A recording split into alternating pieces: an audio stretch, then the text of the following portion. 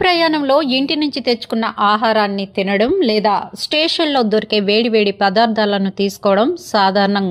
కానీ ఓ మహిళ ఏకంగా రైలు ఏసీ కోచ్లోని వంట చేసి అందరినీ ఆశ్చర్యపరిచింది. ఇందుకు సంబంధించిన వీడియో సోషల్ మీడియాలో వైరల్ కావడంతో ప్రయాణికుల భద్రతపై తీవ్ర ఆందోళన వ్యక్తమవుతోంది. మహారాష్ట్రకు చెందిన ఓ మహిళ రైలు ఏసీ కంపార్ట్మెంట్లోని ఛార్జింగ్ సాకెట్లో ఎలక్ట్రికల్ కెటిల్ పెట్టి మ్యాగీ వండుకుంది. అంతేకాకుండా ఆమె ఎంతో సంతోషంగా కెమెరాకు ఫోజులివ్వడం వీడియోలో కనిపించింది. ఈ వీడియో బయటకు రావడంతో నెటిజన్లు తీవ్ర ఆగ్రహాన్ని వ్యక్తం చేస్తున్నారు. ఇది చాలా ప్రమాదకరమని, రైలులోని ఎలక్ట్రికల్ సర్క్యూట్ పై అదనపు భారం పడి మంటలు చెలరేగే ప్రమాదం ఉందని హెచ్చరిస్తున్నారు.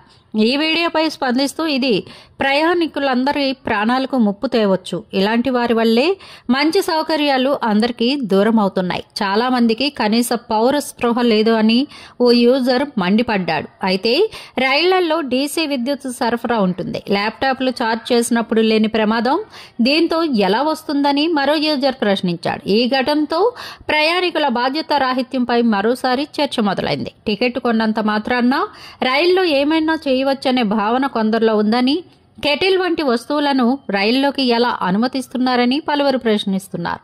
ఇప్పుడు ఈ వీడియో వైరల్గా మారింది.